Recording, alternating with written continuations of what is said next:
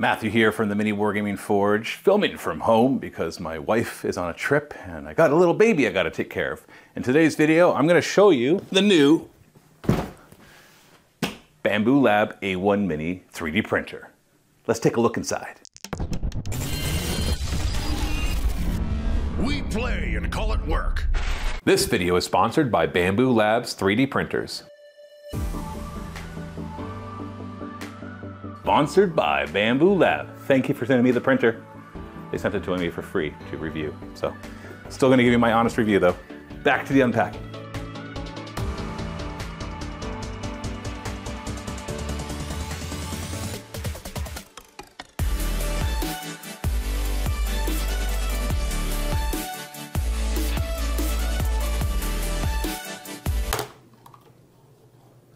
Well, whoops. That was dumb. Just gouged the bed. It's not too bad actually. Probably won't matter. But, whew, don't do that. Don't do what I did. It's bad. Okay, we've unboxed it. Gouged it a little bit, but turns out there's a texture plate over here, so I think that's gonna matter. But still, don't do that. So I got all sorts of pieces. It actually doesn't look too complicated, but I've learned my lesson. We're gonna take a look at the instructions. Montage, read the instructions with like super hardcore music, if I can get the tape off. Oh,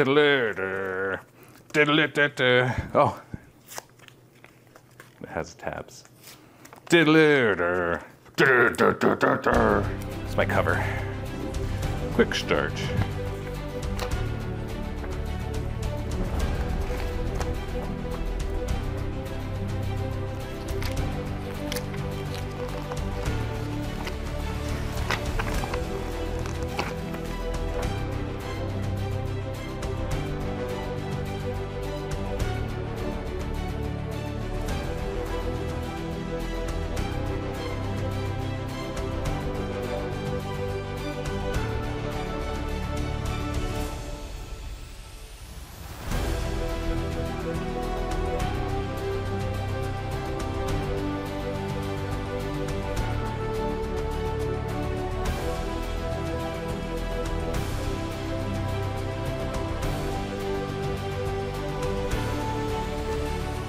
I've realized I gotta actually put them in the right holes. So, yeah, I'll do that right.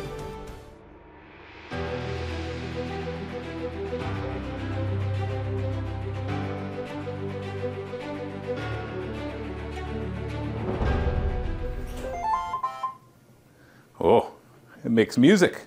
Look at that. Turned on, ready to go. Unleash your creativity. All right. Sure. Simmer down now. Am I allowed to talk? Are you allowed to talk? Well, you're talking. I mean, like during the video. I am doing during the video. Wait, it's a video right now? This video is right now. See? Video is right now. This is Edith. She's homesick today. So, doesn't look very sick though, does she? Okay, we are connected. Just got to add it to my Bambu Labs thing. Devices. Plus. Got it. Had to scan the QR code because it wasn't showing up in the network. Oh, login successful. Yeah, I already got that. Ta-da! Now it's got to run some calibrations. It says it'll take about 12 minutes.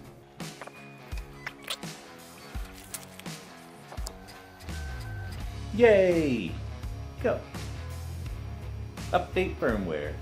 Okay, it's assembled. It actually didn't take that long, maybe half an hour. And firmware is updated. I've connected it to Bambu Labs or the Bambu Studios so I can print from my computer. And the only thing left to do is to add the filament and then do my first test print. So I'm going to be printing one of the widgets that we sell, the little 3-inch measuring widgets, because it's multicolored and I want to test this thing right away to see if it can pull it off without any adjustments or calibrations. Can it do a multicolor print right away? Because that's one cool thing about this small printer is that it comes with an AMS, which is just as big as the printer. So even though the bed is pretty small, you can do up to 4 different colors. In fact, I think you can do even more because there's a second plugin, but I don't know for sure. But not that you probably care to do that many colors on one little printer, but let's do it. I'm going to print one right now, so let's load up the filament and get printing.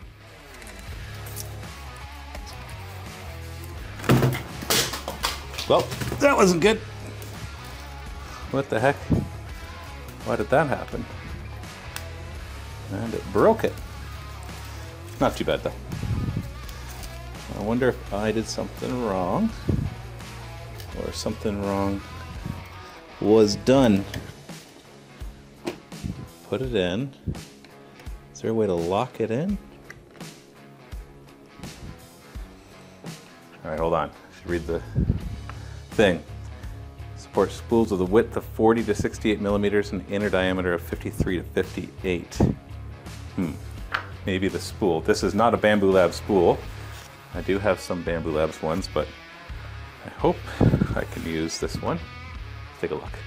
So you can see right away a problem that I'm going to have. The Bambu Labs hole is much smaller. As you can see. Whoop, there we go. So I'm going to take this one off. I might have a green Bambu Labs mat downstairs.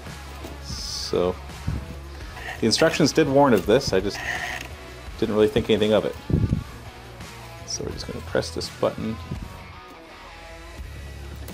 There we go. Let's go see if I have a green downstairs. I did have some green downstairs. Not quite the right green, but it'll do for our test. See, that fits much more snugly on it. Ooh, let's get it in the hole. There we go. That feels a little better. Now you could always load up a different PLA on the Bambu. Oh, I did this wrong. On the same roll. All right, got all 3 set up. All right, so I got Bambu Studio open right here. And James actually already did the hard work of coloring it. It's actually not that hard. You can color by layer, or you can color by section, whatever you want to do. So if you look here, you can see I'm going to do these little widgets. Let's take a closer look. Super fancy screen grab right here. Okay, so I'm actually only going to print one.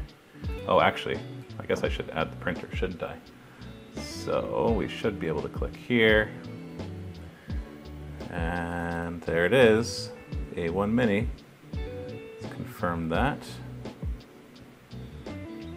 You know what, we'll just discard those for now. Oh, look, they're all tiny now. They don't fit. That's okay. Let's just do this plate like that. I'll arrange it so that it gets to choose. Nah, I guess, sure. Let's put it nice and close to that. Part of my OCD wants it to be in the middle, but I guess it wants to be close to the primary. No, I can't do it. It's got to be in the middle. It's not going to cost me that much time. All right, so we've got it all. So it just prints black up to a certain point. Really zoom in here.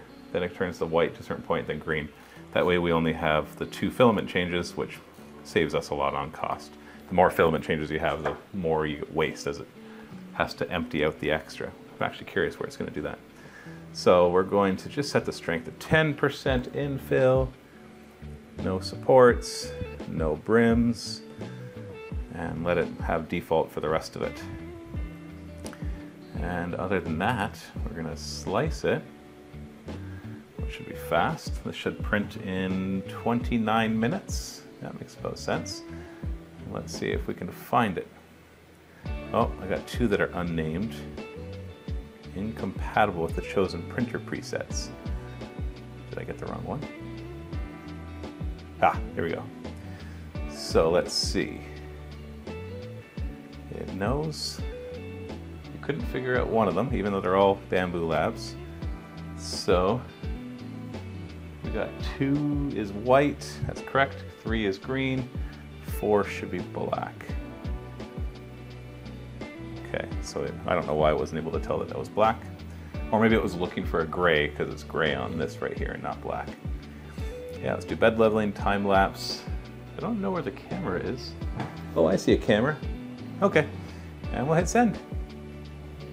Oh, unknown filaments, yeah, I know. I don't know why you didn't know which ones they were, but let's send it and let's go take a look at it.